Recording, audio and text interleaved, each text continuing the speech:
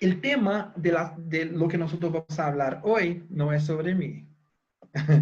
Así que ese es este proyecto empezó ahí en una escuela de Jukun y como yo tengo una experiencia de abuso sexual, yo pensé en hablar acerca de abuso sexual.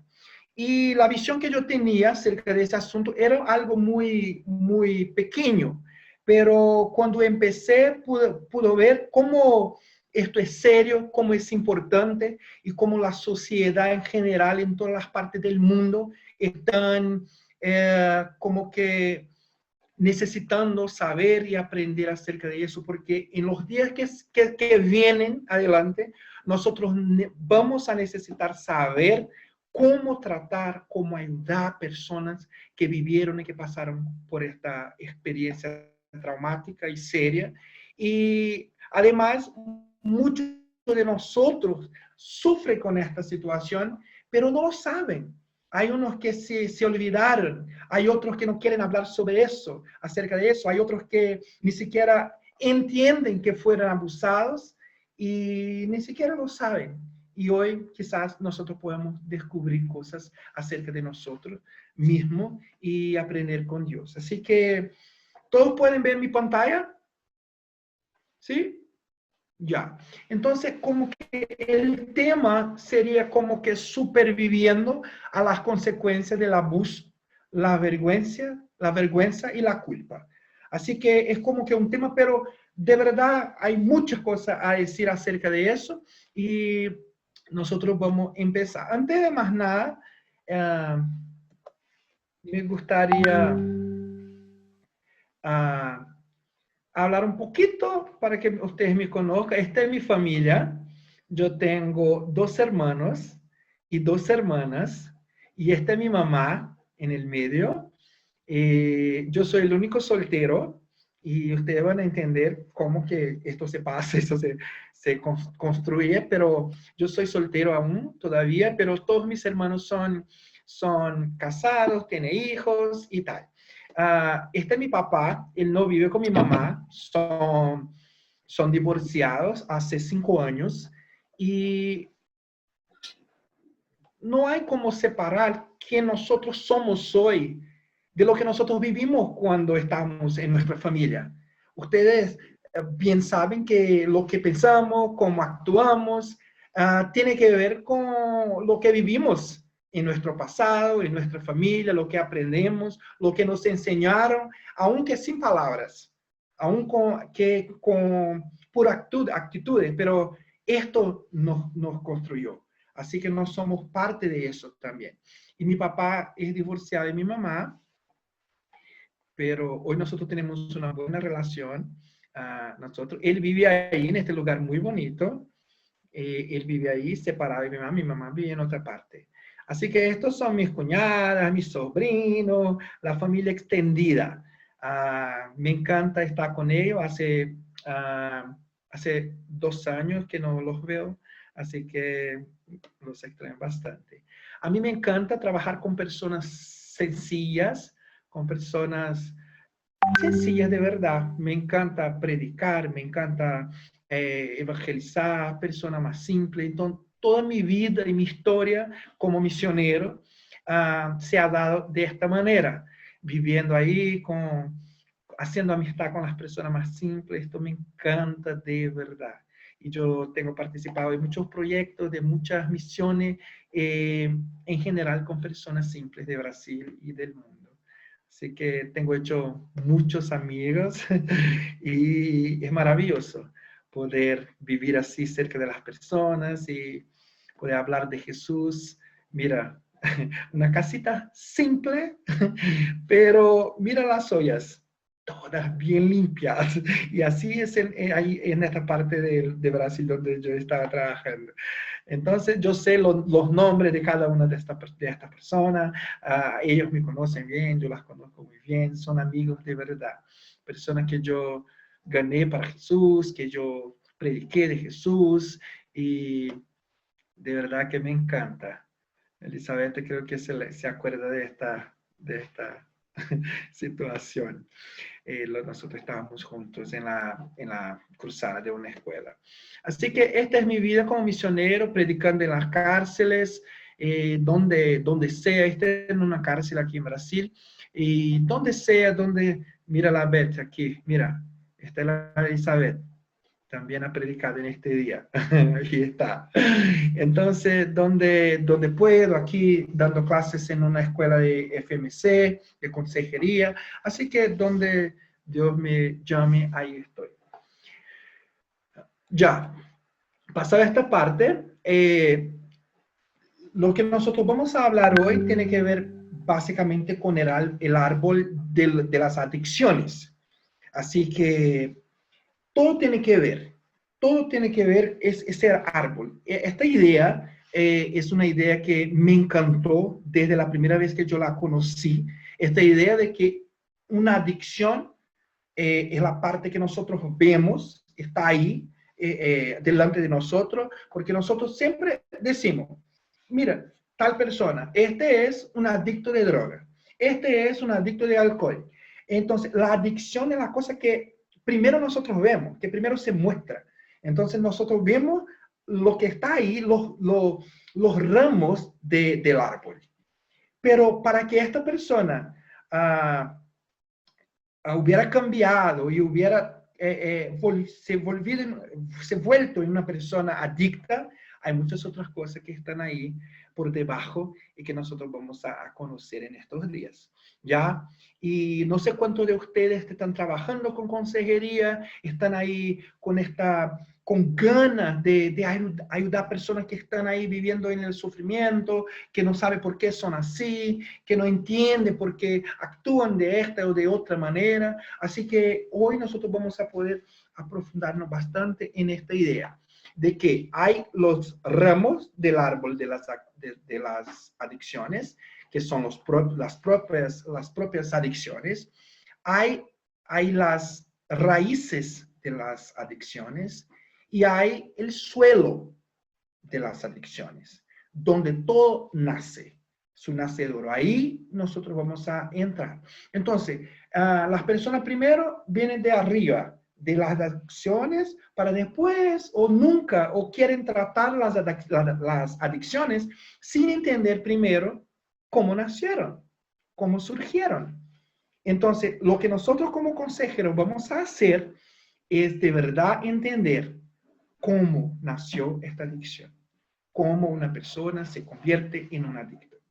Y todo eso tiene que ver con toda la vida de una persona y más que nunca nosotros estamos viendo esto pasar en nuestros días y yo tengo ayudado mucha gente que de verdad muchas centenas, millares de personas que están involucradas de alguna manera en un tipo de adicción, no solo de drogas, pero otras más. Así que cuando yo empecé a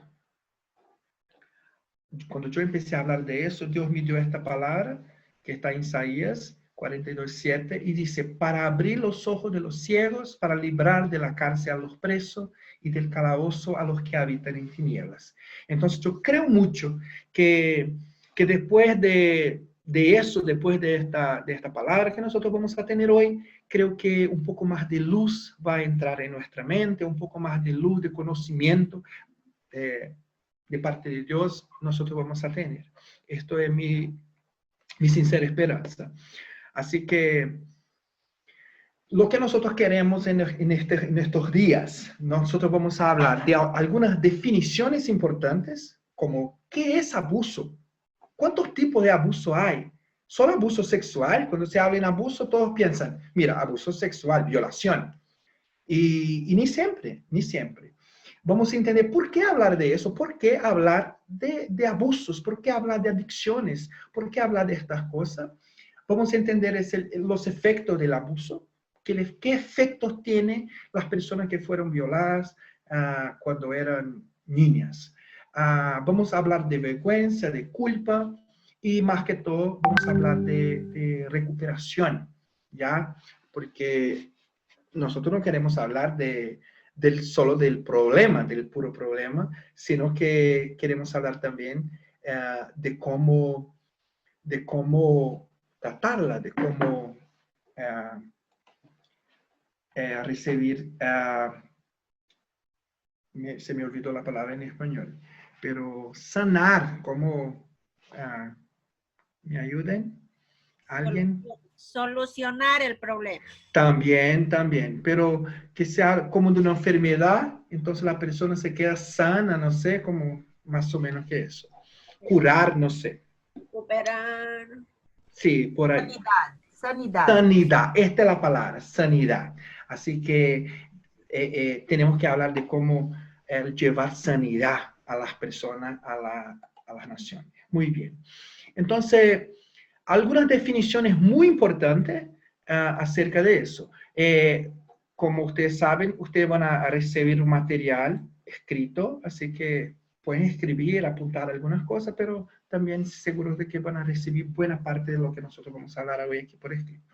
Así que, antes de todo, entender qué es la palabra trauma. ¿Qué es trauma? ¿Qué es una persona traumatizada? ¿Qué es un trauma? Entonces, la palabra trauma viene del griego y es decir, herida.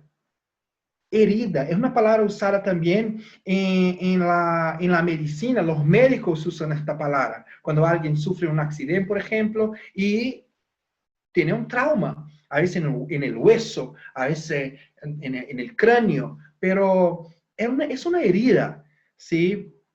Y es producida por una acción violenta de naturaleza física, química, externa al organismo o no. Entonces, trauma es eso. Trauma es algo violento, serio, fuerte y que deja ahí una herida en nosotros.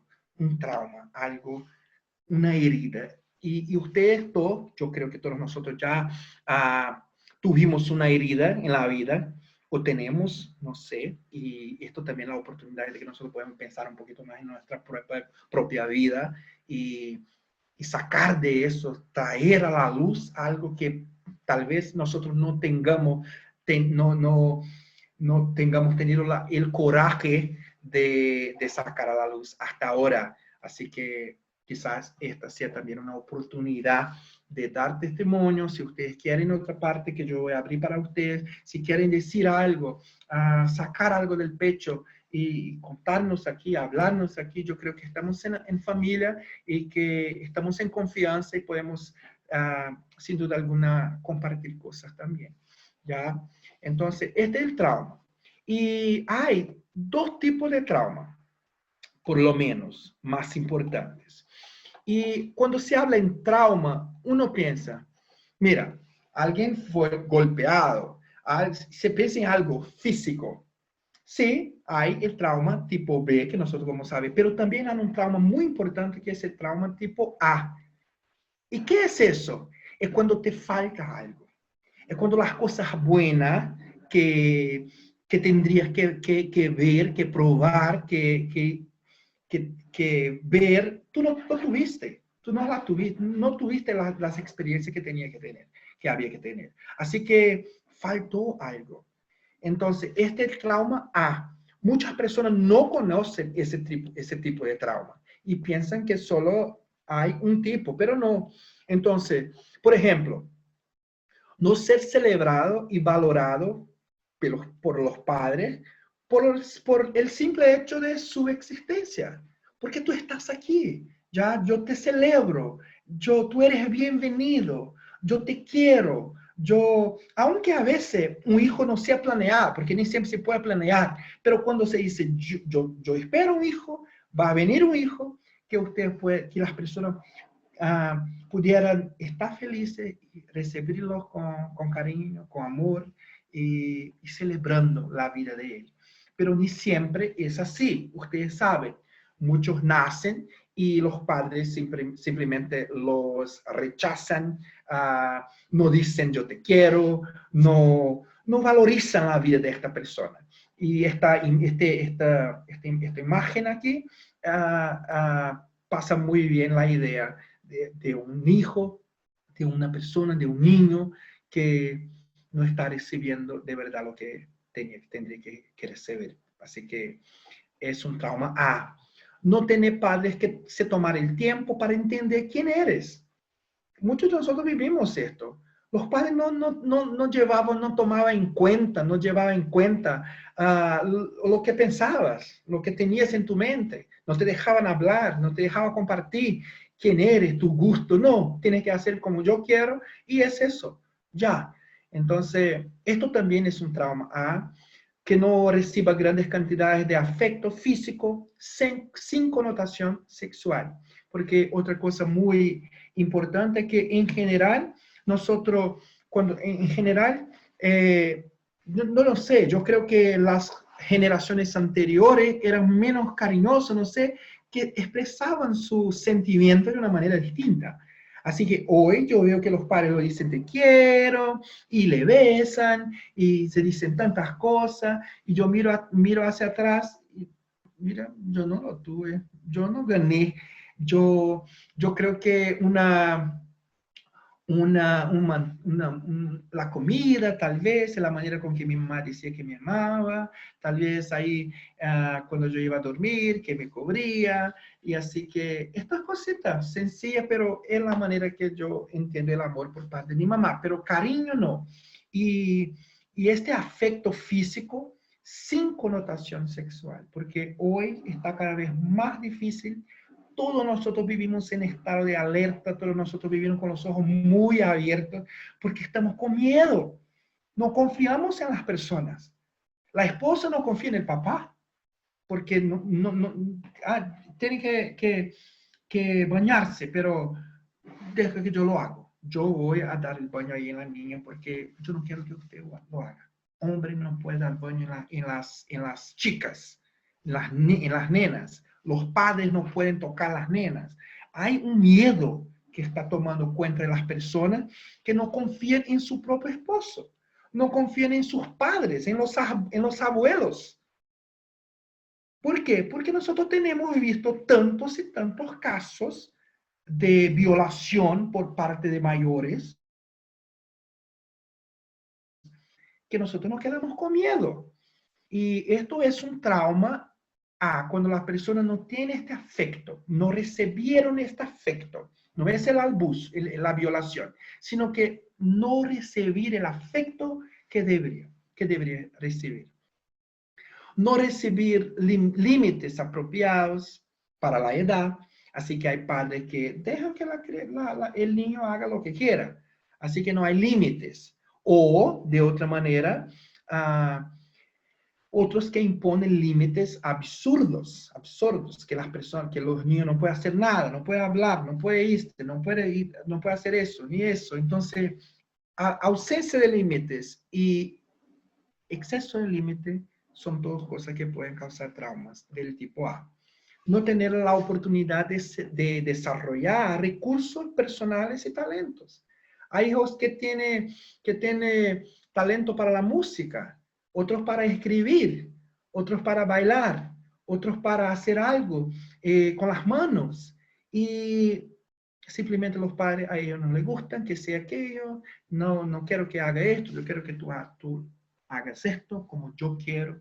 Así que nos dar la oportunidad para que los hijos desarrollen sus propios talentos.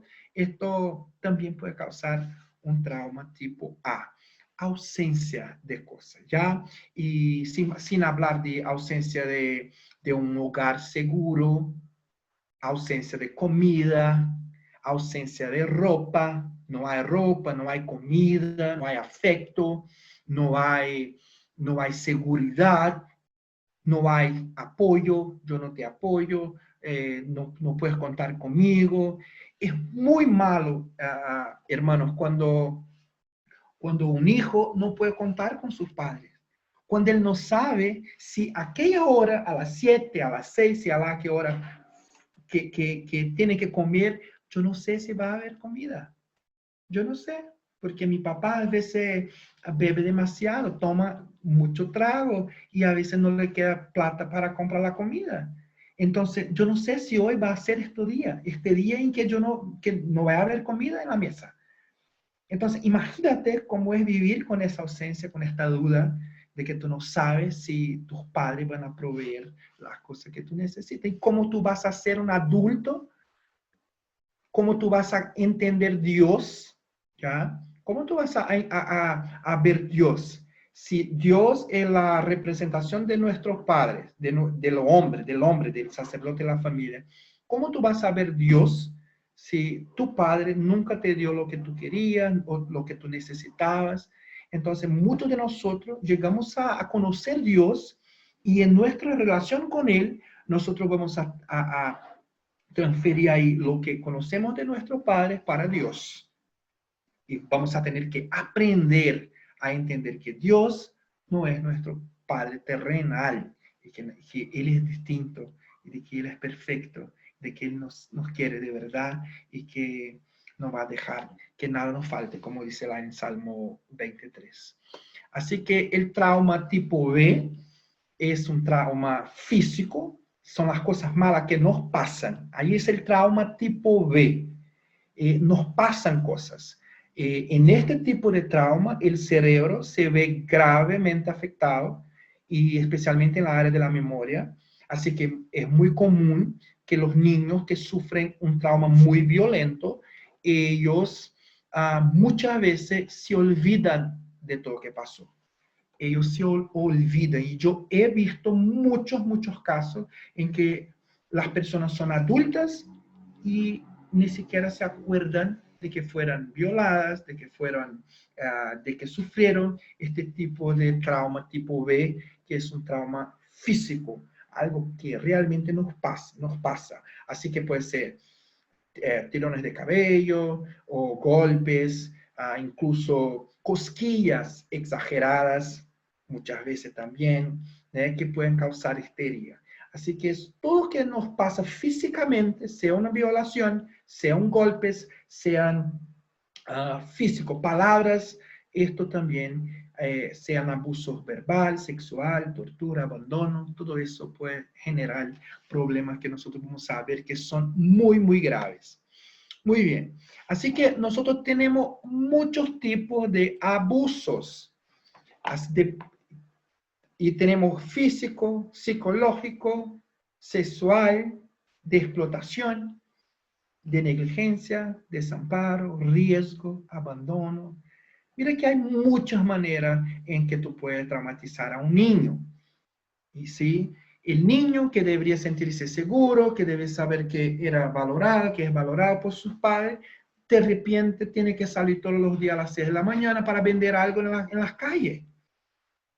Y ahí en las calles ellos ven que las personas no les respetan, que las personas les ponen en riesgo. Entonces él piensa, mira, mi padre me pone a trabajar todos los días en la calle. ¿Será que él me quiere de verdad? ¿Será que yo soy una persona amada por él? Por mis padres, por mi mamá, por mi papá. Si me pone a trabajar todos los días así de esta manera, yo cuando estuve en Bolivia vi que hay muchos niños trabajando en la calle. En algunas ciudades donde tuve la oportunidad de estar, hay muchos niños trabajando. Aquí en Brasil también, trabajando en la calle, exponiéndose al riesgo. Entonces, estos niños van a experimentar algo en su vida adulta, que es un extremo sentimiento de que no son amados, de que las personas no se preocupan con ellos y Dios no se preocupa con ellos. Así que hay el abuso emocional y el abuso verbal, que son que se parecen pero no son iguales. ¿Qué es un abuso emocional y qué es un abuso verbal? Nosotros vamos a ver esto. La primera cosa es el abuso emocional o psicológico. Este tipo de abuso se pasa cuando yo culpo a un niño por sus propias elecciones. Por ejemplo, un niño hace algo errado, se equivoca, porque es un niño, y yo le pongo la culpa a él. Tú eres el culpable. Así que el culpar a un niño por sus propias elecciones no es algo bueno, no es algo saludable, porque él no tiene el discernimiento todavía de lo que es cierto y lo que es errado. Así que nosotros como padres vamos a tener que decirles, mira que este es un error, a partir de ahora no lo hagas. Entonces, no es el ideal que se culpe a un niño por sus elecciones, porque no tiene esta madurez para elegirlo con esta madurez. Utilizar el miedo, la culpa y la vergüenza para manipular al niño para que haga solo lo que quiere mediante chantaje emocional. Yo cuando yo tenía 6 años, por ejemplo, yo fui a una estación de buses y una tía iba a viajar. Y una tía que yo tengo de verdad, me puso en este bus solo, me puso allá dentro, se bajó del bus, fue ahí a la ventana, me miró de afuera y yo estaba allá dentro del bus y ella me dijo, mira, te vas solo, yo me voy a quedar y tú te vas. Y yo allí, un niño no sabe la diferencia entre la verdad y la mentira. Y ellos están desarrollando esta confianza en las personas. Y si mi tía me sacó de mi casa y me llevó a una parte, yo tenía confianza de que ella iba a cuidar de mí. Y cuando llega ahí en la estación, me pone en un bus, se sale, baja del bus y se dice, mira, adiós, te vas. Y me quedé a llorar compulsivamente. Lloré, por favor, no me deje ir, por favor. Yo no quiero ir solo, yo no quiero irme solo. No me dejes. Y lloraba mucho y ella sonreía bastante. Carcajadas. Hallaba chistoso que yo estuviera así como un niño de 6 años gritando ahí en el bus. Esta es una experiencia traumática. Ahí yo empecé a pensar que yo no podía confiar en las personas, que yo no podía confiar en las personas adultas, que las personas muchas veces no me querían. Entonces, este es un juego muy peligroso que nosotros a veces hacemos como chantaje, y a veces decimos, mira que si no haces eso, no ganas eso. Entonces, el niño empieza a pensar que hay un amor, pero condicionado. Yo te quiero, pero si tú haces algo, yo no te quiero solo por el hecho de que tú existas. Yo no te quiero solo por el hecho de que tú eres mi hijo y de que tú eres un regalo de Dios para mi vida. No, solo si tú actúas exactamente como yo quiero, como yo imagino que tú tienes que actuar. Entonces, hay muchas cosas. Yo tengo escuchado muchas cosas, gente, muchas, de cómo los padres, por ejemplo, dejan a un hijo por encima de un hormiguero. ¿Puede imaginar? Poner a un hijo encima de un hormiguero y dejarlo ahí para que las hormigas puedan picarlo y que él pueda sufrir y aprender algo de aquello. ¿Sabe? Yo he visto esta persona que estuvo en esta situación delante de mí, con 38, 40 años, y llorando como un niño, llorando como si aún estuviera ahí en el hormiguero. Y cuando yo decía, pero Dios, cuando yo hablaba en Dios, él me decía, que era cristiano, estaba intentando tener una vida con Dios, pero a veces le costaba entender que Dios es ese que nos permite cosas así, que nos entrega padres de esta manera, como yo mismo he pensado muchas veces, porque que Dios me había permitido ser violado con 3 años. Entonces son cosas que nosotros, como siervos de Dios, como cristianos, como consejeros, vamos a tener que lidiar en nuestra vida. Amenazar con abandonar al niño cuando hace algo malo, no se comporta como se desea. Hay muchos padres que lo hacen como un juego y lo dicen, mira, yo me voy. Las madres, algunas madres les gusta decir eso. Me voy, porque ya no aguanto vivir con ustedes. Ustedes no hacen nada de bueno para mí y yo me esfuerzo y hago todo por usted. Me voy. Entonces, para un niño, a veces es muy difícil escuchar esto de una madre. Y lo imaginan que es verdad, que les van a abandonar. Impide el crecimiento y el desarrollo personal del niño al rechazar de manera sistemática su identidad y autonomía. ¿Qué es eso de rechazar de manera sistemática? Es que uno puede pensar, mira, es decir, que todo traumatiza a un niño. Todo es un motivo para el trauma. A veces no. No es que el niño no va a pasar por situaciones difíciles.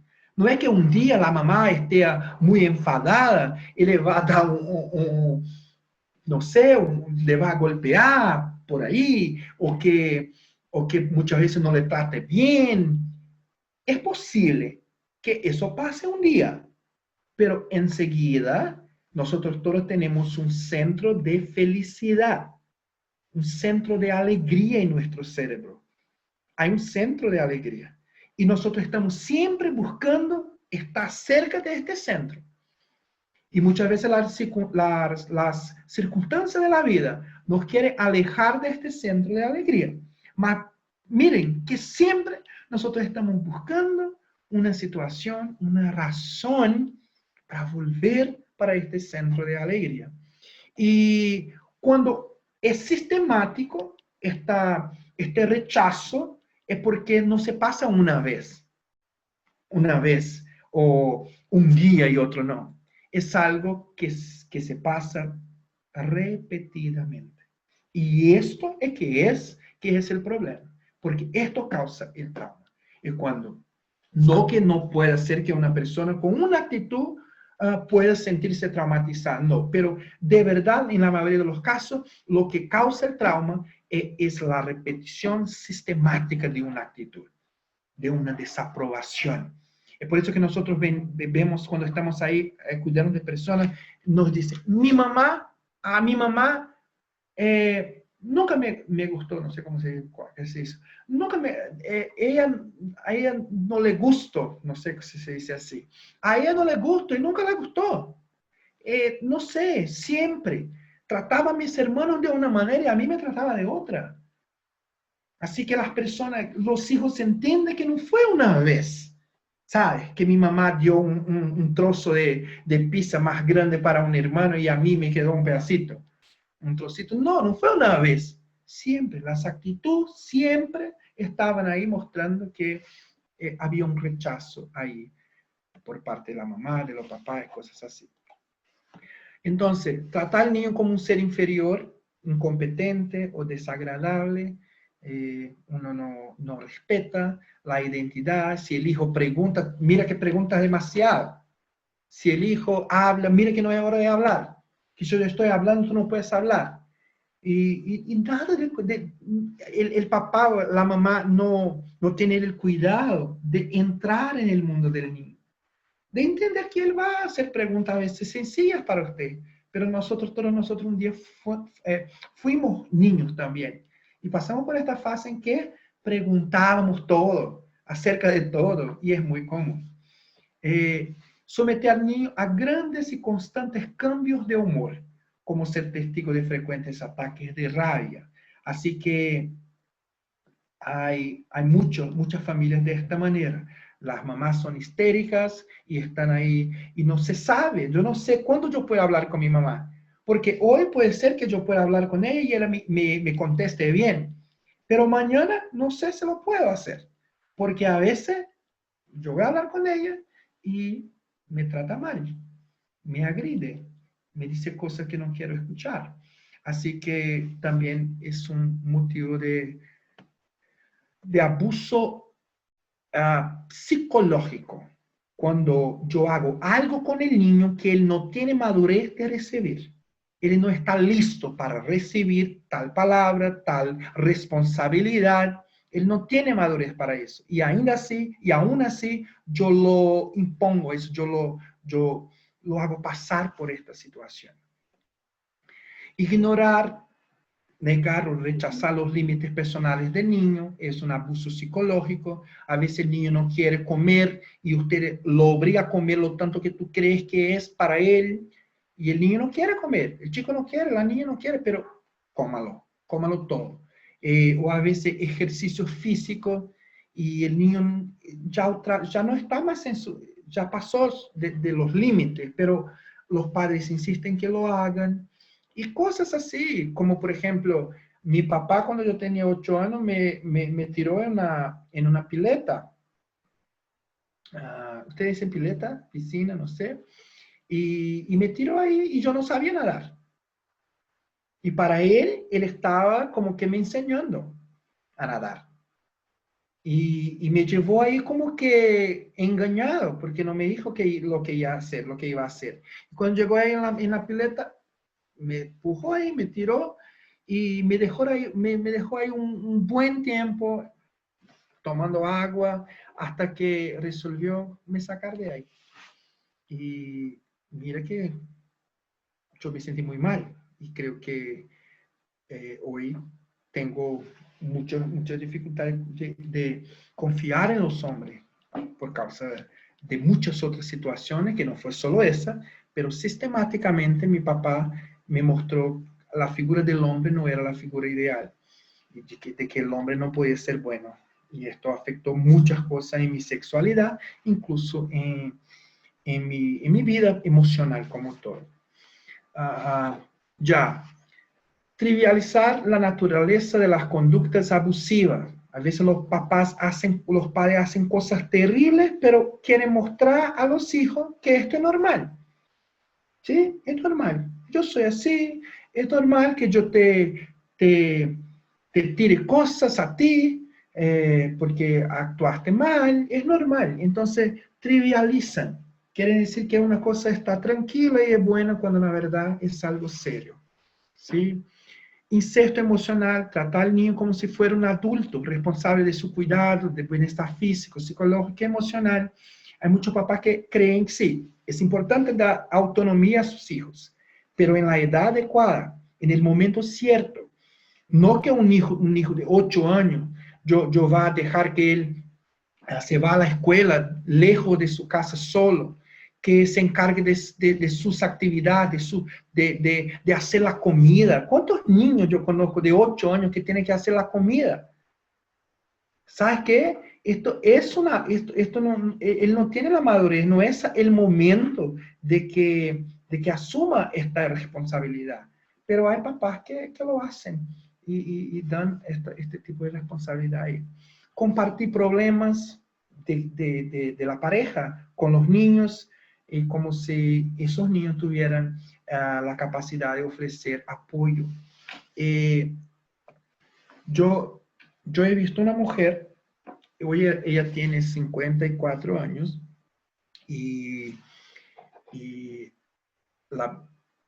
nosotros tuvimos la oportunidad de tener unos grupos con ella y ella decía a los 54 años, llorando también, que no conseguía perdonar a su madre porque cuando ella tenía 10 años, su madre llegó a ella, hasta ella y dijo, mira, yo quiero separarme de tu padre. ¿Qué tú crees? ¿Qué te parece? Y ella tuvo que decir algo. Y ella le dijo, sí, que se separen. Entonces, esta palabra, después la mamá, se aprovechando de la pregunta que hiciera, decía siempre, mira que tú eres la culpable, porque yo no estoy con tu padre, porque yo estoy infeliz. ¿Hay razón para hacer algo así? De poner la responsabilidad por algo de un adulto por encima de un niño. Entonces, ella lloraba mucho, traumatizada completamente, y su vida toda estaba ahí en esto de que su mamá hiciera esto con ella, y era un trauma. Para unos parece que no, pero yo vi con mis propios ojos esta mujer ahí sufriendo porque no conseguía perdonar a su mamá y era una misionera, vivía para Dios, tenía una obra ahí grande y aún así estaba ahí sufriendo con este tipo de abuso que sufrió con el niño. Así que este es el emocional, tiene a ver con la madurez del niño que no es respetada. El abuso verbal, ese tiene que ver con atacar al ser interior y la dignidad de la persona. Es quien tú eres.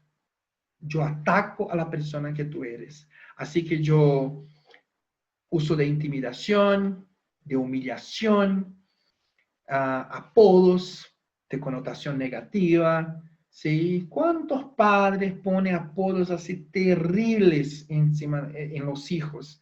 cosas que dicen claramente lo que piensan los padres acerca de sus hijos. Entonces, tonto, imbécil, estúpido, son palabras que realmente marcan a las personas, los niños. Utilizan nombres de naturaleza sucia para describir al niño, su comportamiento. Así que hay mucho de eso. Provocar, reír o burlarse del niño. Costumbres de comparar al niño a otras personas, con hermanos a veces, con otras personas. Cuando yo estuve ahí en Chile, haciendo una obra ahí, y una mujer me invitó ahí a su casa, y tenía un problema muy grande con un hijo que ella cuando se presentó a nosotros dijo, mira pastor, me llamaba pastor aunque yo no fuera, y decía, mira pastor, yo tengo un problema muy grande. ¿Qué problema es ese? Es que yo tengo un hijo adicto y usa droga, ya. Y yo pensé, ella vino con el problema, muy bien. Entonces yo pensé, yo voy a visitarla y ver qué pasa. Y cuando llegamos ahí en la casa, el muchacho, que de verdad ya tenía 40 años, pero era soltero, tenía muchos problemas, y ella me invitó a resolver o intentar aconsejar o decir algo de parte de Dios para resolver el problema, solucionar este problema de las drogas.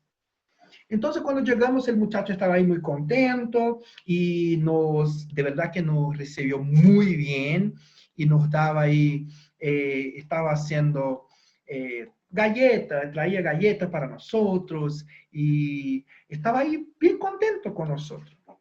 Y de repente la mamá dijo, nos mostró una foto que estaba ahí de un hijo que se murió cuando tenía 10 años y dijo, mira, este es mi hijo. Mi hijito se murió cuando tenía 10 años. Este nunca me fue un problema. Siempre fue perfecto. Era un niño así impecable, maravilloso. Quisiera Dios tener llevado este aquí y me dejado mi hijito. Pero no, me dejó este, que solo me trae problemas. Este aquí. Cuando ella dijo eso, el muchacho que estaba ahí intentando ser muy sociable con nosotros, dejó todo lo que estaba haciendo y se fue.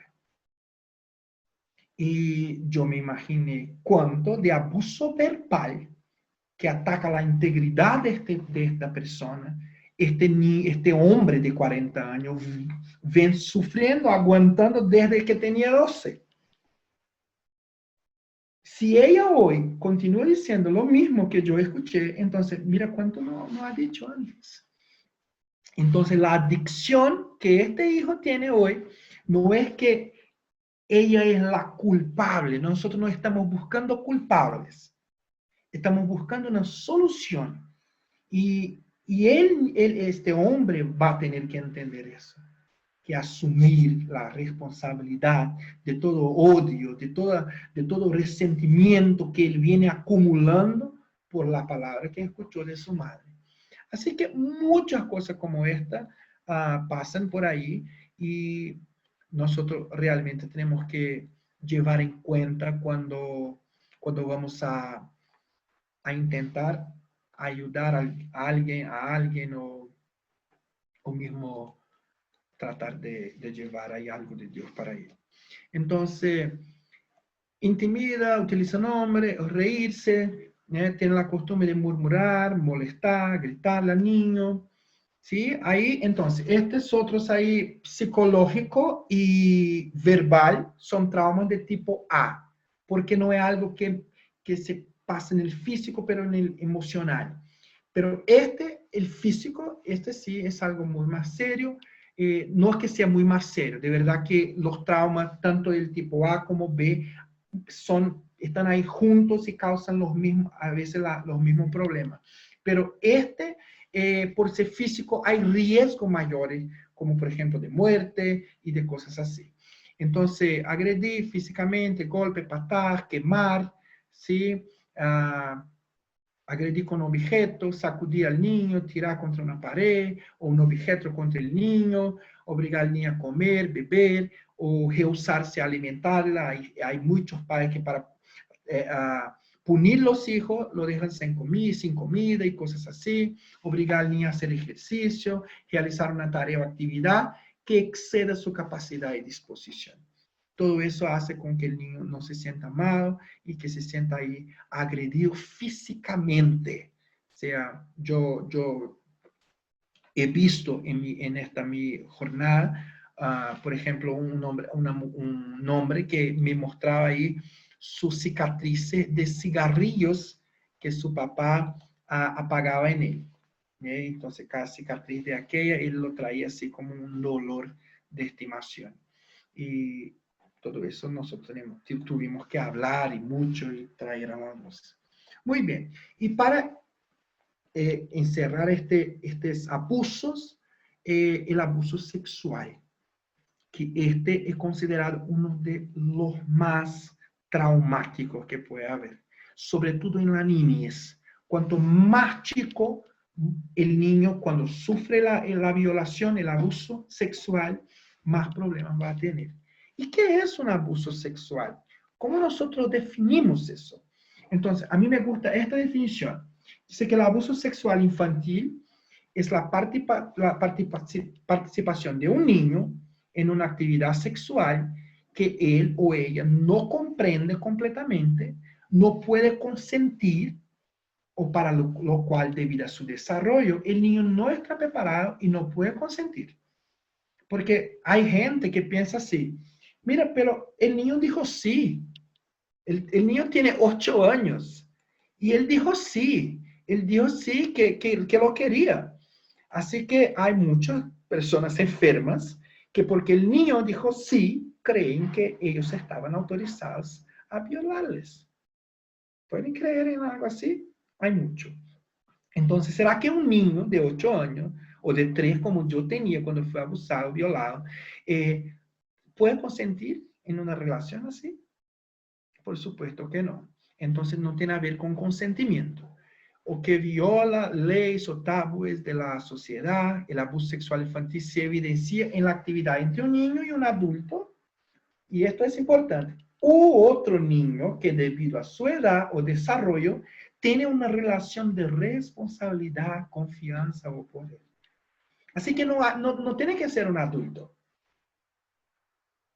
Una persona a veces tiene la misma edad, o uno un poquito mayor, pero si tiene la responsabilidad, por ejemplo, mi mamá dice, mira Michael, te voy a dejar con un primo, tiene 12 años, tú tienes 8, tu primo tiene 12, y te va a cuidar mientras yo estoy fuera, yo voy a hacer mi trámite. Ya, aquel niño de 12, si él de alguna manera me obliga a hacer algo de connotación sexual con él me está violando. Porque él tiene la posición de responsabilidad sobre mí, y mi mamá lo dejó, y él es más maduro. Su fase de desarrollo está por encima de la mía. Así que esto también es un abuso. Y muchas veces cuando nosotros nos acordamos de nuestra propia vivencia y pensamos, yo fui en algún momento, fui violado o no. Nosotros siempre buscamos personas adultas. Siempre buscamos mayores. Y muchas veces nosotros sufrimos abusos sexuales por parte de primos, de prima, de personas que no estaban tan lejos de nuestra edad, que no eran tan mayores, y aún así esto fue un abuso sexual. Vale. Entonces, ¿por qué hablar de eso? ¿Qué tiene que ver abuso sexual? Primero que abuso sexual, como nosotros vimos, está ahí en el suelo que va a generar las adicciones. Es algo que no sale, no. Y todas las veces que yo he tratado de una persona o aconsejado a una persona que tiene adicciones, la gran mayoría ha vivido un trauma en su fase de su niñez. Así que es algo que difícilmente sale de la regla. Así que, justificación, ¿por qué hablar de eso? Cuando yo pensé en hablar de eso, yo fui a buscar aquí en Brasil, que se hablaba de eso. Y en 2017, el Ministerio de la Salud hizo una pesquisa, una investigación de verdad, y registró un aumento muy grande de los casos de violación en Brasil. 83% de aumento. Y ahí puso un boletín epidemiológico, que es lo que nosotros estamos viviendo, esta pandemia, ahí estamos viviendo esta pandemia. De la misma manera, el Ministerio de la Salud de Brasil comparó entonces la situación del abuso sexual como una epidemia. Así que el boletín se llamaba boletín epidemiológico. Así que esto se pasa no solo en Brasil, pero en todas partes del mundo, el aumento de estos casos ha impresionado a las personas. Entonces, es algo, primera justificación, es que es algo que está pasando en toda parte. En toda parte se vive eso. En 1990, Kaplan y Sadok, que son dos estudiosos de esta área, dijeron: el maltrato infantil representa una enfermedad médico-social que está adquiriendo proporciones epidémicas en la población mundial. Mira que en 90 estos estudiosos ya lo vieron. Según Bastone, otro estudioso, en 95, él dijo: a medida que aumenta la influencia de la pornografía y la decadencia moral en nuestra sociedad, la tasa de abuso sexual también aumenta. Así que si en 95 la pornografía estaba en alta y en una situación que él vio que estaba interfiriendo en la sociedad, ¿qué ustedes me dicen de hoy? Cuando la pornografía está ahí abiertamente y nunca se vio en toda la historia tanta adicción en pornografía. Y la adicción en pornografía es muy seria, causa muchos daños al cerebro y comparado incluso a los daños que causan las drogas como cocaína o mismo el crack. Los daños cerebrales que nosotros vemos al cerebro, que nosotros vemos en las, no sé cómo se dice, la resonancia, algo así, que nosotros vimos en las imágenes que los médicos sacan ahí del cerebro de las personas que están adictos en pornografía, los daños son muy serios. Y hay pastores, hermanos, nosotros, misionarios. Yo tuve muchos problemas con pornografía y tengo muchos amigos que luchan con eso, hombres casados, que tienen sus esposas, que tienen una familia muy bonita, mujeres que también son adictas de pornografía, porque eso no es algo exclusivo de los hombres. Así que hay un problema muy grande involucrado ahí, hermanos, y que nosotros vamos a tener que estar listos para ayudar a las personas cuando vienen sobre eso, y que no hagamos aquella expresión de espanto, ¿sí? Porque cuando alguien nos dice algo de esta naturaleza, a veces nosotros decimos: ¡ah! ¿En serio? ¿Tú eres pastor? ¿Eres misionera? ¿Eres misionero?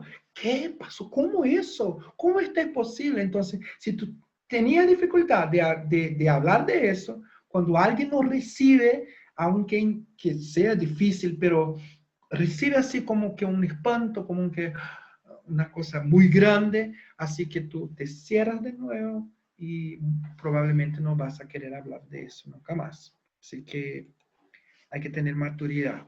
Y este Martin Thatcher, que es un estudioso ahí de Inglaterra, nosotros vamos a hablar de él más un poco en un instante. Así que él dice: el abuso infantil es muy poderoso y el factor más importante en la prevención y del riesgo de enfermedades mentales. Así, ¿quieres evitar las enfermedades mentales en la sociedad? Vamos a tener que cuidar de los niños. Este es el factor más importante para que se pueda prevenir el riesgo de enfermedades mentales. Así que es algo grande, hermano. Cuando alguien que a 20, a 30 años estudia e investiga estas cosas de abuso y dice que esto tiene todo que ver con enfermedades mentales, entonces uno se preocupa de verdad. El doctor Robert Bloch es presidente de la Academia Estadounidense de Pediatría. Él dijo, las experiencias infantiles adversas, o sea, negativas, son la mayor amenaza para la salud pública que enfrentamos hoy en día. Entonces, el abuso, sea sexual, sea los tres, sea verbal, sea psicológico, los traumas que los niños sufren, esto está directamente unido ahí a los problemas que nosotros vemos hoy en nuestra sociedad. Así que es algo muy grande. Y es en todo lugar. Mira, en África del Sur, esta imagen aquí a la derecha, se dice 1 en cada 3 sudafricanos, crianças sudafricanas, son sexualmente abusadas. Entonces, es algo que está pasando ahí en el África. Aquí una investigación ahí americana dice que este año, era el año pasado, habrá aproximadamente 400.000 bebés nacidos en los Estados Unidos que serán víctimas de abuso sexual infantil. O sea, ya hay una proyección, ya hay algo que es cierto, es cierto. Estos niños van a ser abusados, van a ser violados. Entonces, algo muy triste de saber. No sé si ustedes acompañaron el caso de esta niña, porque tenía solo 17 años, se llamaba Noah Potoven, y ella moraba ahí, vivía ahí en Holanda y sufrió un abuso sexual cuando tenía 10 años en la escuela y a los 13 la violaron también ahí en la calle. Y fue un golpe muy duro porque fueron dos situaciones, una detrás de la otra, y ella escribió un libro que se llama Perder o Aprender. Y así que ella estaba tentando ahí vivir su vida con este abuso que sufrió, pero no lo aguantó. ¿Y qué hizo ella? Resolvió morir. De verdad paró de comer y paró de beber. ¿Sí? Y sus padres la apoyaron. Entonces ella era muy conocida y ella escribió así en sus redes sociales: seré directa. En 10 días habré muerta. Estoy agotada de tantas luchas y dejé de comer y beber. Después de muchas conversaciones y un análisis de mi situación, decidieron dejarme ir, porque mi dolor es insoportable. Y se murió. Después ustedes pueden buscar más en internet y conocer la historia de esta niña que simplemente no logró vivir con este dolor, no logró entender la naturaleza de este dolor y peor, no encontró a Jesús, el único que puede traer esta paz, que puede sanar esta situación, el único que puede traer sanidad para una persona que ha pasado por esta situación. ¿Ya? Y esto tiene que ver, los abusos sexuales, tiene que ver con toda la clase de parafilia que nosotros tenemos hoy en la sociedad. Y nosotros quizá podamos hablar de eso esta semana también. Quiero que tengamos tiempo de hablar de eso. Cómo la sexualidad se cambió en una verdadera un show de horrores. Y hay personas que les gustan tener relación con autos, otros con árboles, otros con paredes, otros con muñecos, otros con animales, otros con personas muertas. Entonces, otros que ahí les gusta entrar en un bus o en un tren con muchas personas y ahí se quedan teniendo placeres sexuales ahí en los trenes, en las cosas. Entonces, hay muchas cosas terribles que vienen de este tipo de trauma.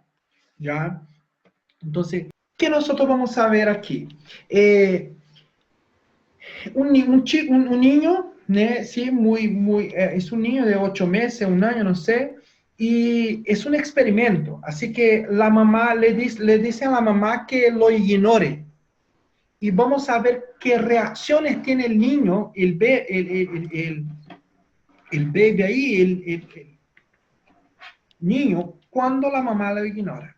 Entonces, alguien puede decir, mira qué maldad que se haga eso. No, en algún momento eso va a pasar. Los niños están ahí en la cuna y está llorando y yo no lo escucho. Y mientras los 5 minutos que está ahí llorando, que no tiene nadie, que no ve a nadie, en este momento está triste. En este momento está infeliz. Pero cuando la mamá viene y lo abraza y lo besa, entonces él vuelve a su centro de felicidad, de alegría. Entonces no es el hecho de que nosotros pasamos por situaciones difíciles en la niñez, no es el hecho de que algo mal no ha pasado, que no va a traumatizar, pero el hecho de que esto ha pasado y que nadie te tenga traído amor, que te tenga expresado amor y cariño para que tú pudieras superar esta situación triste y salir adelante. Así que más o menos eso. Esto que se pasa en la niñez es básicamente que el video quiere mostrar. A ver.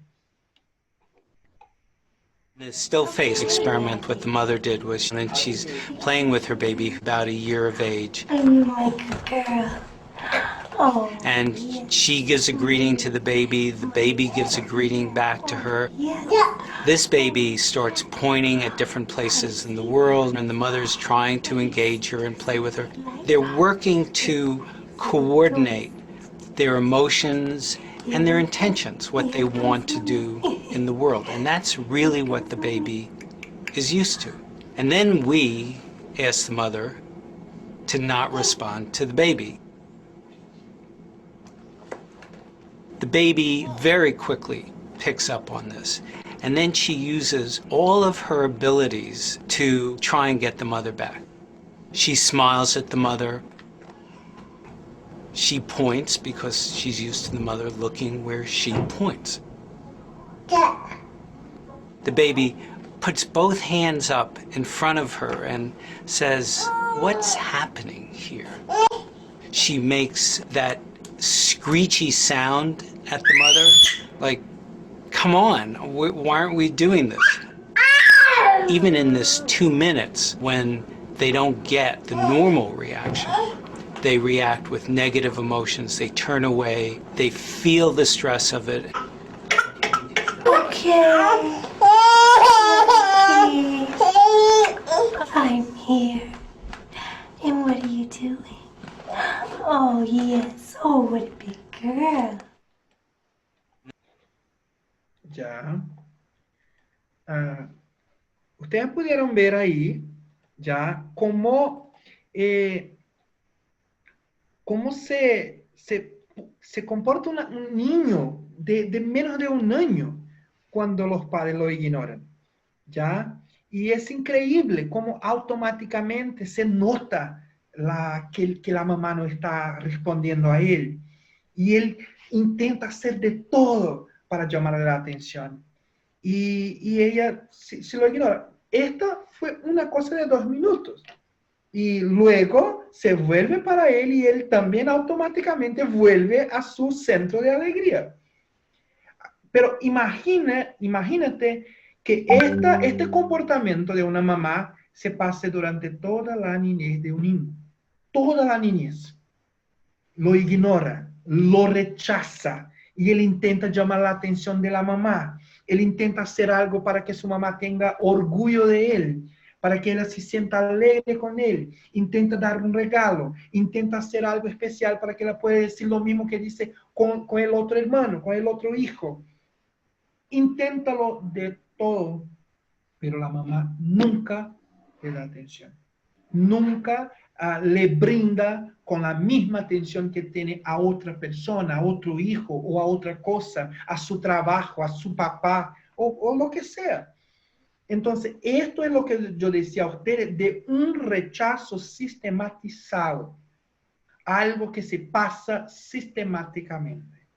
Y esto causa daños terribles a un adulto. Sea sistemáticamente repetido el abuso verbal, el rechazo, el abuso físico, sexual, sea lo que sea el tipo de abuso, si es repetido y sistemático, causa daños mucho más grandes. ¿ya? No quiero decir que, fue abusado una vez solo cuando tenía 3 años por una persona mayor y que eso no me ia traumatizar. Sí, pero hay cosas que intensifican ainda más el abuso, como por ejemplo, ¿quién lo hizo? Cuanto más cercano sea la persona del niño, peor el daño. Entonces, a veces, si fue un vecino, es una cosa. Si fue mi papá, es otra cosa. ¿Ya? Si fue una vez, es un trauma. Si fueron 10 veces, es otro trauma. Si fueron 10 años, otro trauma diferente, distinto. Así que son niveles de trauma que se procesan ahí. Entonces, ¿cuáles son los efectos del contacto físico del abuso sexual? Entonces, muchas veces nosotros pensamos que para haber un abuso, una violación, es necesario que haya penetración. Pero no es lo que pasa, ¿sí? Entonces, muchas veces son propuestas, muchas veces son imágenes que uno ve, que una persona más grande te muestra, muchas veces una amenaza que te hacen para que tú lo hagas algo, muchas veces solo lo tocó, muchas veces solo lo vio, muchas veces no hubo una penetración, pero aún así esto está caracterizado como un abuso sexual, como una violación. Así que hay muchas formas de que uno pueda ser abusado sexualmente. Por ejemplo, yo he cuidado de una persona, yo aconsejaba a una persona, mujer, y ella tenía 3 hijos, era casada, más de 20 años y todo. Y ella me decía con mucha vergüenza, porque era una mujer de Dios, y porque estaba ahí en la obra, y me decía, mira, Michael, es que, ¿sabes qué? A mí me gusta ver de personas con animales. A mí me encanta ver estas cosas. Y mi esposo no lo sabe, yo lo hago a escondidas, yo lo hago a escondidas. Así que nadie lo sabe. Y lloraba y sé, Michael, y no sé qué hacer. Y nosotros tenemos que conversar, tenemos que saber, y ahí el consejero va a saber de su historia, de dónde empezó, cuál es la primera vez que ella se dio cuenta de eso, cuando era niña, que vio, que lo hicieron, y cosas así. En una de estas historias, ella me dijo, primero, que ha visto su hermano cuando ella tenía 8 años, ella no se acordaba de eso, pero en nuestras citas ahí, ella se acordó que ella había visto su hermano cuando ella tenía 8 y él tenía 12, que estaba haciendo sexo ahí con un animal, con un bicho. No sé si era un burro o si era una gallina, no me acuerdo ahora. Pero era así, un animal. Y ella vio. Después, cuando ella tenía 14 y este hermano tenía 18, llegó en casa y él había dejado la televisión prendida y estaba ahí una película de esas, donde mujeres se relacionaban con caballos. Y él llegó en casa, vio, y cuando él volvió y se dio cuenta que ella estaba mirando, la apagó de inmediato ahí, muy rápidamente, pero ahí ya había se quedado el problema con ella. Porque ella fue abusada sexualmente 2 veces por su hermano, aunque él no lo hiciera de propósito, aunque él no quisiera hacerle daño, pero él abusó de ella sexualmente. Y le dejó una marca que aún ahora le trae problemas. Así que estas son cosas que nosotros debemos pensar. Y mi hermano es un hombre de Dios y ahí hace un trabajo muy bonito. Y otro día, no hace más que 2 años, me llamó desde el lugar de donde yo vengo y me dijo, Michael, ¿te acuerdas de aquella caja de cartón que tú tenías llena de revistas con dibujos sobre sexo y todo. Eran como que animes, eran dibujos así de personas haciendo sexo, pero eran dibujos, no eran personas de verdad. ¿Y te acuerdas de aquello? Y yo digo, sí. Él dijo, Michael, yo solía ver aquellas revistas. Y hoy, muchas veces, él es casado, tiene hijos, todo, vive una vida, tiene una familia muy bendecida, pero me dijo que lucha mucho porque ves a otro, si está en una situación de estrés, él tiene que ir a internet y busca justo aquellos dibujos que él veía o aquel tipo de pornografía específica que él veía cuando era niño a través de algo que yo hice. Entonces, yo soy el culpable, él es el culpable. ¿Quién es el culpable? No es lo que nosotros estamos buscando en este tipo de consejería. No es encontrar el culpable, sino que la solución del problema.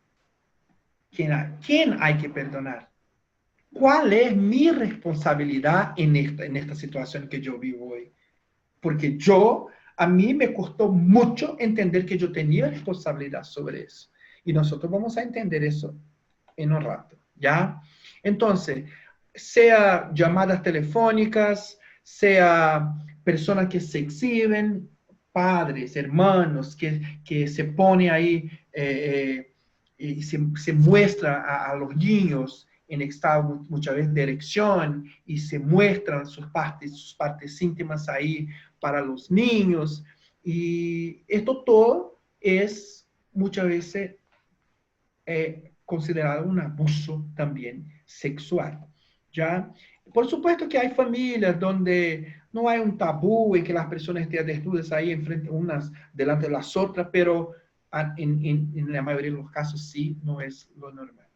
Entonces, abusos sexuales con contacto físico, ahí sí, nosotros tenemos de todas las maneras acariciar los genitales, a veces penetración, no penetración, masturbación y muchas otras cosas que hay ahí en este juego donde ahí sí, hay contacto con los órganos, con el órgano genital, ahí hay el contacto, de alguna manera, sea de ver, de tocar, de hacer oral o cosas de esa naturaleza.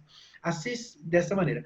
Un libro que me fue muy importante es un libro de una autora que pasó por el abuso, Langeberg.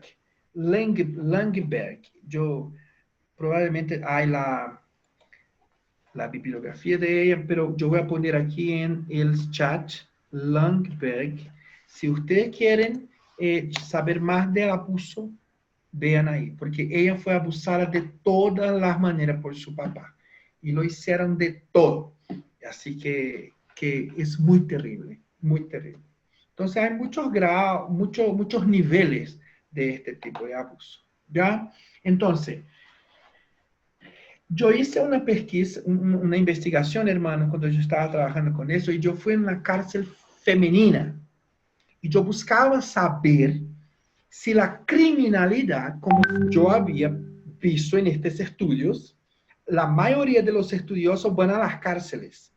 Y si le preguntan ahí si fueron abusadas o no. Y descubren que sí, que la mayoría de las personas que están en la cárcel de alguna manera están ahí y son criminales y son tan perturbadas porque sufrieron abusos sexuales o de otra naturaleza cuando niños. Entonces ahí en Pernambuco, una provincia aquí de Brasil, me fui y tuve la oportunidad de visitar una cárcel y yo estuve hablando con las mujeres. Así que mira lo que me decían. Entonces hablé con muchas, ¿sí? Y no, los nombres que tengo aquí no son los nombres de ellas, por supuesto, pero una me decía así, mira, y ahí yo ya les estoy presentando las causas y los efectos del abuso sexual en una persona adulta. Cómo se comporta una persona adulta que sufrió abuso sexual. Una característica, baja autoestima. Entonces ella decía, incluso hoy, cuando recuerdo, siento asco por la vida. no me siento como un ser humano, me siento como una, y usó esta palabra ahí. Si tenemos un padre, pues tenemos un padre, si tenemos un padre y algo así sucede, ¿cómo? Ella me decía. Tenemos un padre y eso se pasa con nosotros. Entonces ella se sentía así. Baja autoestima es un factor, es un efecto muy grande. Yo no me siento importante. ¿Cómo yo voy a sentirme importante? Si mi papá no me dio importancia, si para él yo era un objeto sexual, si la persona no me dio esta importancia. Entonces, baja autoestima es algo muy serio y que no nos permite valorarnos como ser humano.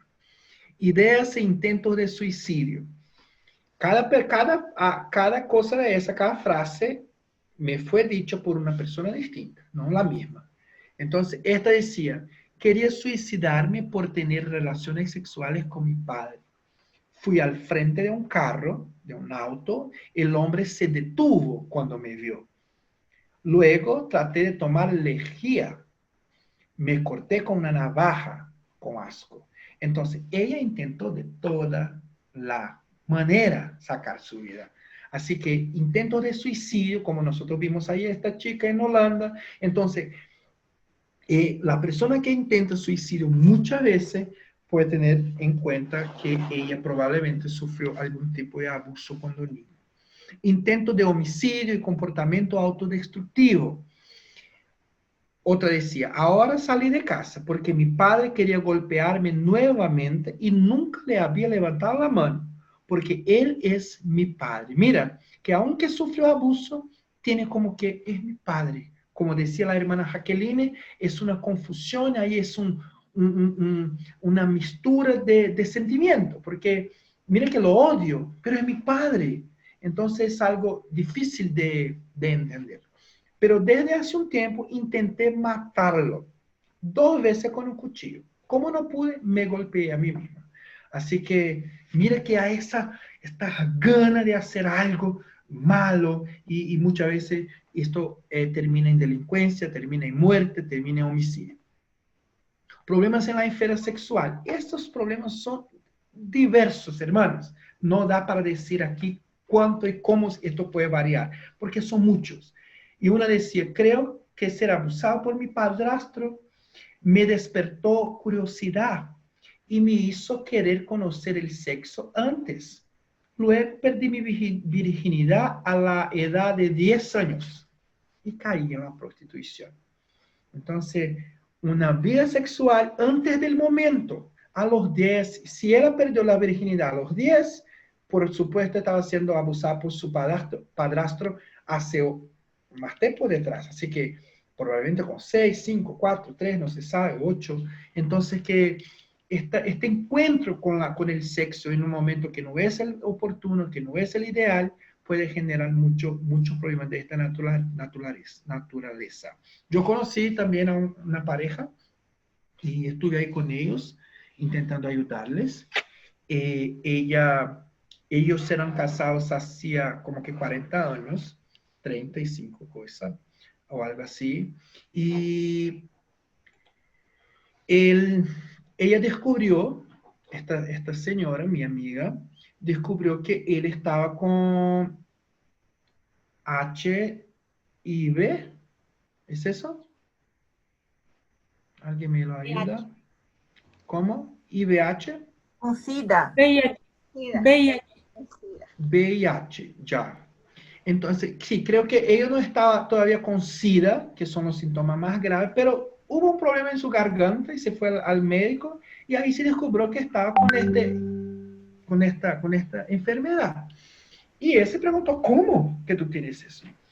Y de ahí se supo que él tenía relaciones sexuales con travestis. ¿Lo entienden? Entonces, él tenía VIH, muy bien, VIH, gracias. Así que él tenía este problema y nunca había hablado con su esposa que cuando tenía 9 años fue abusado por su padre. Entonces, mira, el abuso sexual generó una deformidad, un problema en su sexualidad que este hombre con 55 años hoy tenía problemas de esta naturaleza, con 2 hijos, con esposa, una esposa de Dios, una mujer de Dios, pero algo en él lo hacía buscar este tipo de relación. Y hablando con él me dijo que su padre, a él le gustaba le poner ropa, prenda de mujeres. ¿Entienden? Y así que esto no hay como saber cómo eso actúa en la mente de un niño, pero de alguna manera esta cosa de vestir prendas de mujeres o ropas de mujeres, esto le hacía sentir placer, porque uno piensa que el abuso sexual es puro dolor, pero no es. El cuerpo va a reaccionar como tiene que reaccionar. Y si tú tocas, si alguien te toca en partes sensibles, como son los genitales, las genitales, él va a reaccionar de una manera que va a darte placer.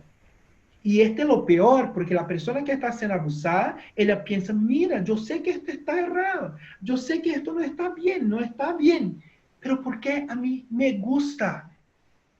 ¿Por qué a mí me gusta? Y yo he visto muchas personas, yo incluso, que por este placer que sentía, esto le causaba, generaba aún más dolor, aún más arrepentimiento, aún más pena. Entonces, hay mucho de eso. Y nosotros tenemos que llevar en cuenta todo eso. Contradicción entre género y sexo. Así que la mujer decía ya, ¿cómo? Que yo no consigo ver.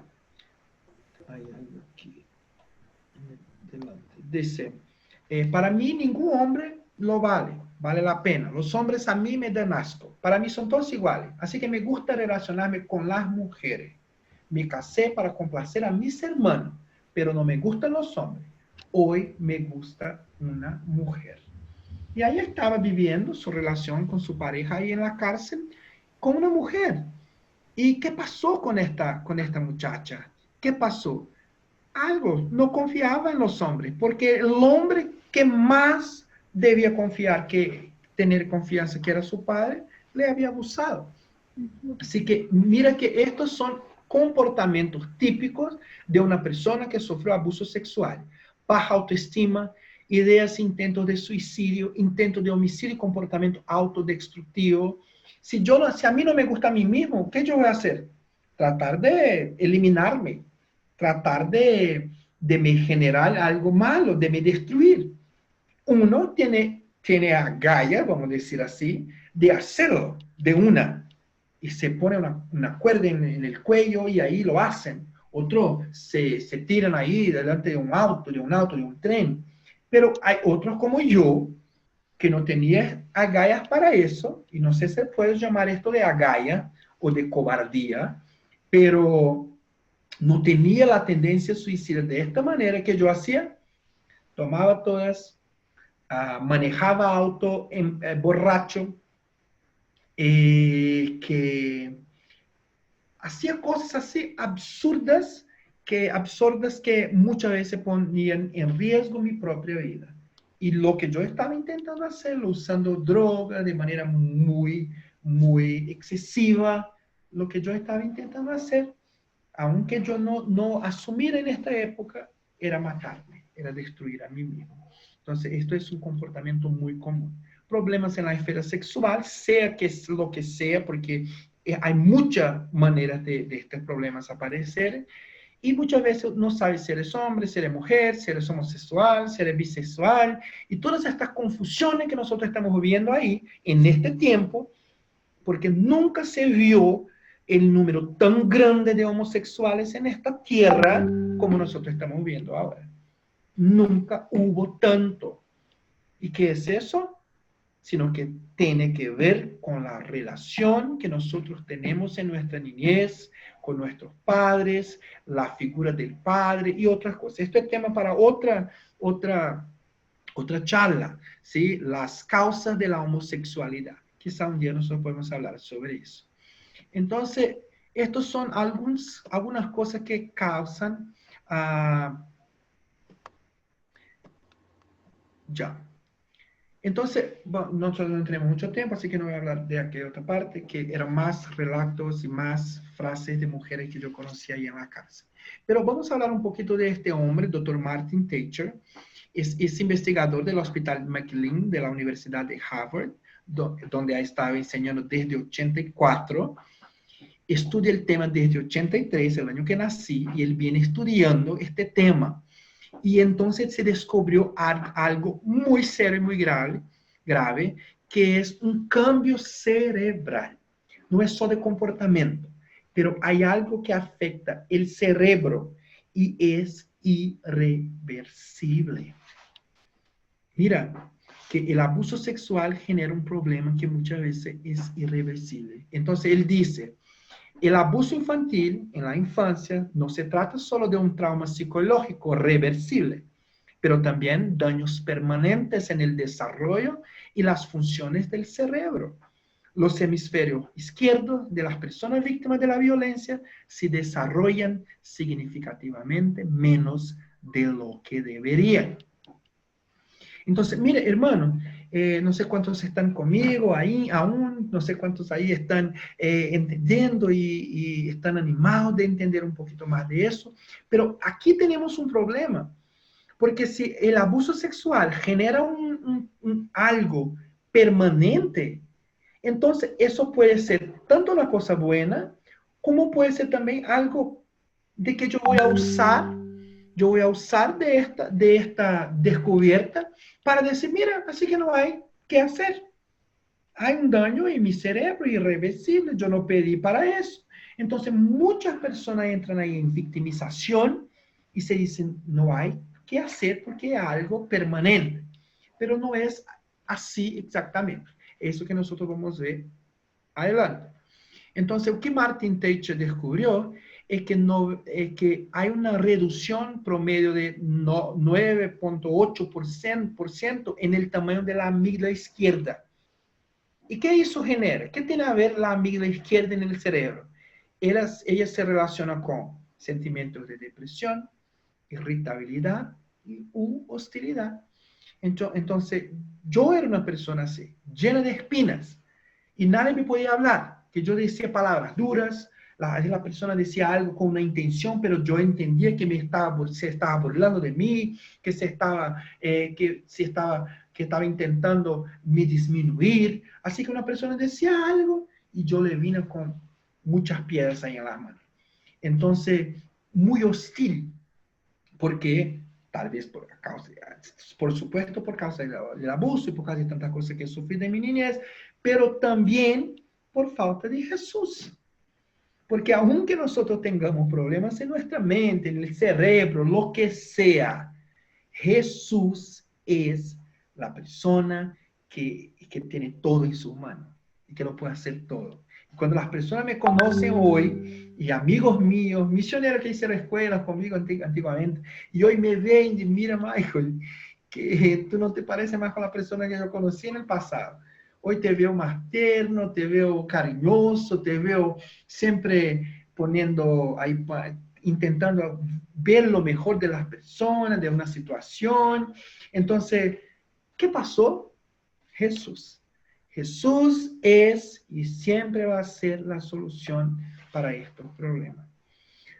Entonces, otra investigación muy interesante que hicieron es que este Martin Thatcher, él fue también a las cárceles y ahí buscó 200 personas, hombres, y los que decían que sufrieron abusos en la niñez, él siempre hizo la pesquisa ahí con este 200. Todo bien. Pero empezaron a decir, mira, estas personas son de clases sociales distintas, esta persona tiene edades diferentes, estas personas no son iguales, así que tu pesquisa tiene una falla. Y entonces otras personas pasaron a investigar los gemelos. Así que Kelly y Dwight hicieron esta investigación con gemelos. Encontraron a 70 gemelos, pares de gemelos, en que uno sufrió abuso y otro no había sufrido abuso. Entonces, por increíble que pueda parecer, el niño, el adulto que durante la niñez no había sufrido, no había pasado por el abuso, hoy vivió una vida de normalidad. Y a la persona, el adulto que había relatado que sufriera abuso en la niñez, hoy tenía este problema que nosotros estamos enumerando aquí. Depresión, baja autoestima y comportamiento autodestructivo.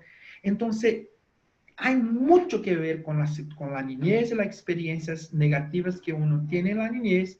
Tiene que ver con la criminalidad que nosotros estamos viendo hoy, tiene que ver con estos comportamientos agresivos, hostilidad y todo eso que nosotros estamos viendo hoy pasar en nuestra sociedad. Entonces, para que se quede claro, ¿qué tiene que ver con abuso sexual infantil? Desórdenes psiquiátricos, adicción al alcohol y a las drogas, bulimia nerviosa y obesidad. Incluso todo eso empezó con obesidad mórbida. Martin Teicher, él percibió que la gran parte de las personas que eran obesas, que tienen obesidad, tenían sufrido abuso cuando niños. Entonces, mira, ¿por qué? ¿Qué pasa? Entonces, ahí se empieza la investigación.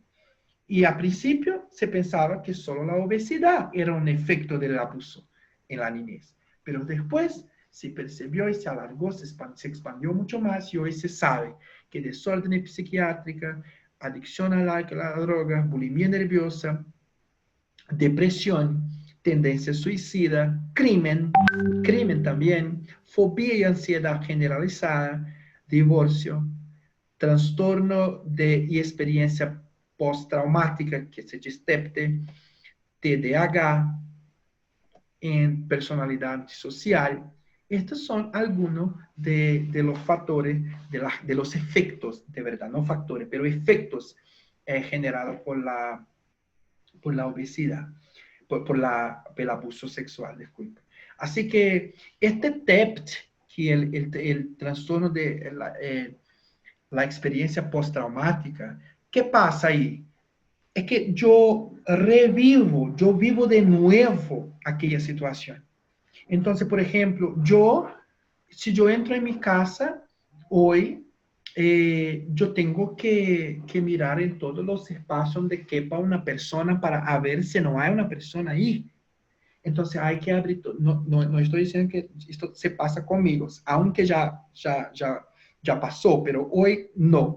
Pero voy ahí en toda la casa y miro si no hay alguien, porque tengo una sensación de perseguición, de que no estoy segura o no estoy seguro, independiente de donde esté. Tengo una amiga que sufrió un abuso por parte de su hermano, un incesto, como decía la Jacqueline. Entonces ella no se duerme con la puerta abierta, por nada. Tiene que cerrar la puerta, siempre. Y si a veces se está acostada y se acosta y se pregunta, ¿es cerrar la puerta? ¿La puerta de la habitación? ¿Es cerrar la puerta de otra a otra? Entonces se despierta y tiene que ir ahí. Entonces tiene que ver, tiene que asegurarse de que todo está cerrado. Entonces son estas experiencias que se van a, ¿sabes qué? Otras que, por ejemplo, no le gustan que una persona esté detrás de ella. Así que están siempre, se vuelven así porque no quieren que nadie le esté atrás, porque de alguna manera su experiencia traumática tuvo que ver con eso. Entonces, estos dos hombres, y ustedes pueden expandir esta pesquisa, esta investigación, porque nosotros no tenemos tiempo de hablar de todo, pero muy bien. Carolina Elizabeth me está diciendo que el TDAH, en español, se dice trastorno de déficit atencional con hiperactividad. Muy bien. Muy bien. Em português se dice o transtorno de déficit de atenção e hiperatividade. Pero en español, trastorno de déficit atencional con hiperactividad. Muy bien, muy bien. Esto también está relacionado con el abuso y experiencias traumáticas.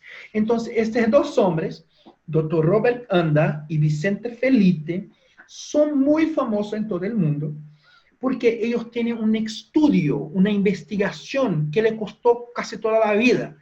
Y ahí investigaron mucha gente. ¿Y qué descubrieron ellos? Sin lugar a duda, que experiencias adversas o negativas o traumáticas en la niñez generan algunos problemas muy graves en la vida adulta. Que nosotros estamos viviendo hoy, hermanos.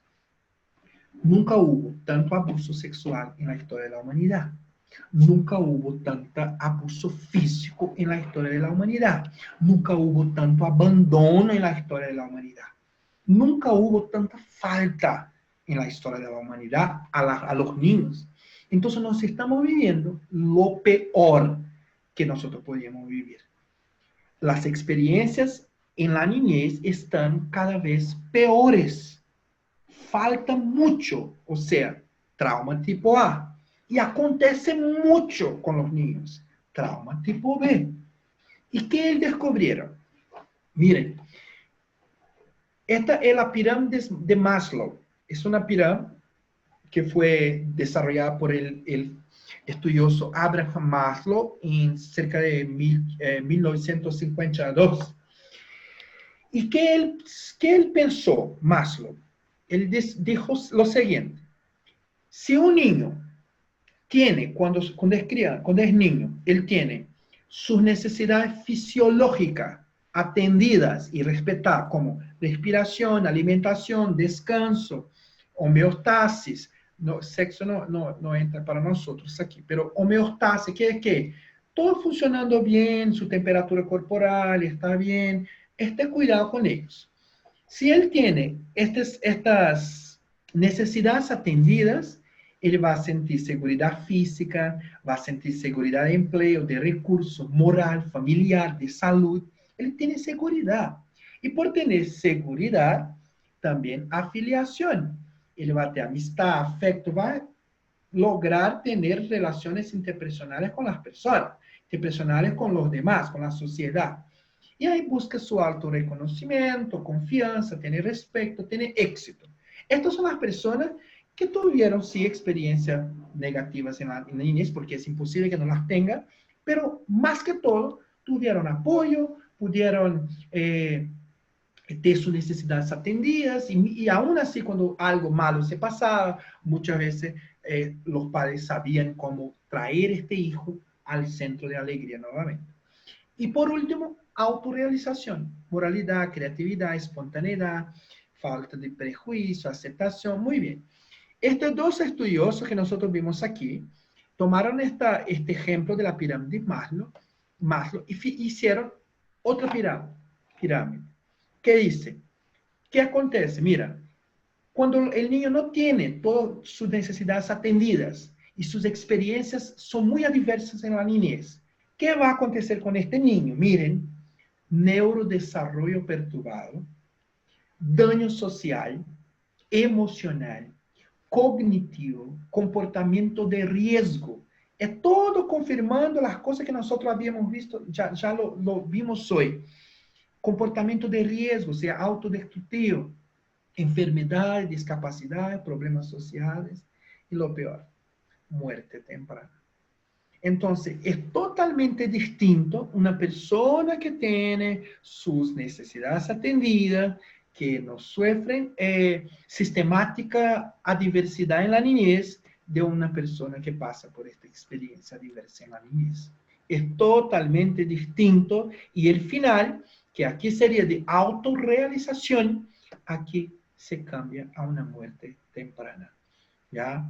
Por eso que yo, de verdad que todos los días yo digo a Dios, muchas gracias, papito, porque tuviste misericordia de mi vida, y con todo lo que yo hacía, desde el sexo sin protección, desde de la borrachera y de todos los lugares que yo me metí, y con tantas personas peligrosas que yo me he involucrado, y aún así tuviste misericordia de mi vida y me traes hasta aquí.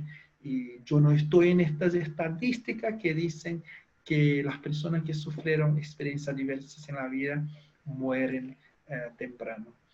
Dios tuvo misericordia de mi vida.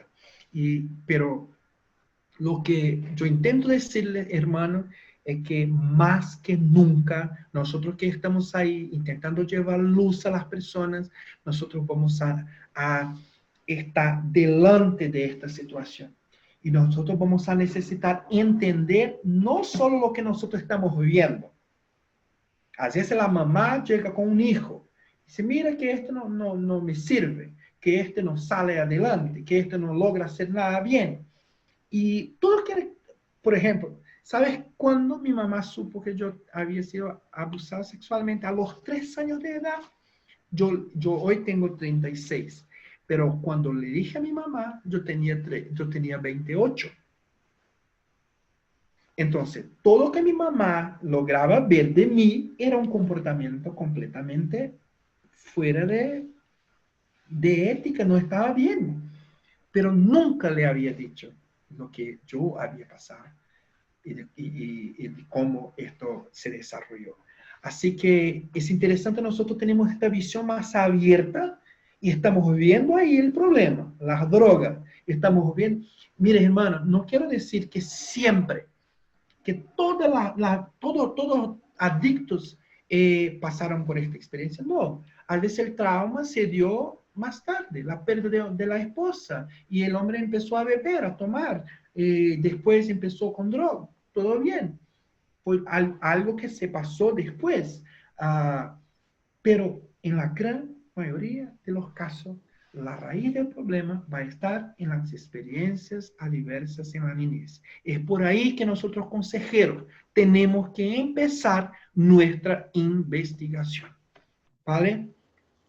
Entonces, hoy yo veo, hermano, el abuso y las experiencias adversas en la infancia como una arma poderosa del reino de las tinieblas. Nosotros nunca vimos algo tan poderoso para destruir la vida de las personas. Y uno no sabe de eso. Estamos viviendo y estamos pensando tantas cosas, tantas causas.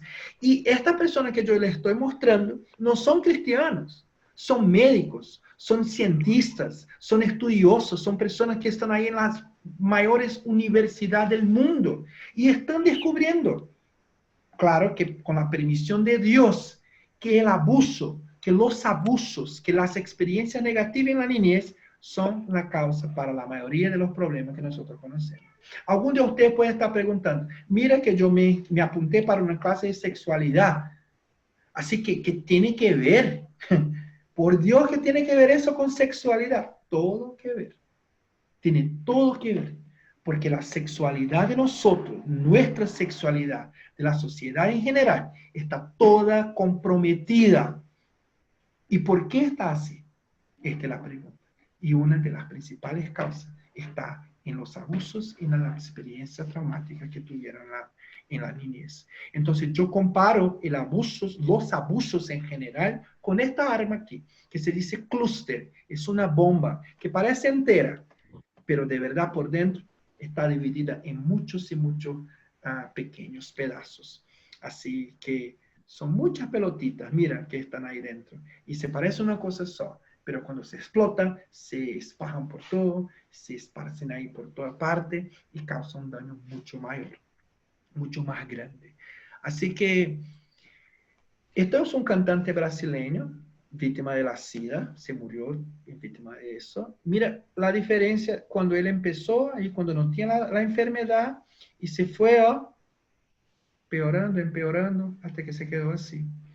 Entonces, este otro cantante muy conocido, Fred Mercury, y joven, con todo por delante, pero se quedó así, terminó sin dedos de los pies, con una apariencia terrible. ¿Por qué yo les muestro eso? Porque igual nosotros estamos viendo hoy una situación de decadencia en la sociedad. Nosotros estamos viendo algo está pasando. Las personas están peor, la sociedad está peor, los hijos están peor, los índices de homosexualidad, los índices de criminalidad, de violencia, todo está empeorando. ¿Y qué está pasando? ¿Qué acontece? En esta época nadie lo sabía que se trataba de un virus. Entonces hubo que haber una investigación y lo descubrieron. Así como nosotros estoy mostrando a ustedes que hay especialistas estudiosos que están por toda parte y que han descubierto que los abusos en general están relacionados con los problemas que nosotros estamos viviendo. ¿Y para qué saber de eso? ¿Solo para saber? ¿Solo para decir, mira, yo la sé, cuál es la causa? No, nosotros no queremos solo saber cuál es la causa, pero también ahora que sabemos la causa, queremos saber la solución. ¿Ya? Entonces nosotros vamos a hablar de la recuperación y de cómo Jesús es la llave para conducir a esta persona a la recuperación, como Él hizo conmigo. Tal vez muchos de ustedes conocen a esta mujer, ¿verdad? Se llama Joyce Meyer. Y ella es muy conocida, una cristiana, y ella fue abusada sexualmente por su padre por 17 años. Y ella dijo, pero Dios siempre tuvo un plan para mi vida y me redimió. Tomó lo que Satanás usó como daño y me convirtió en algo bueno.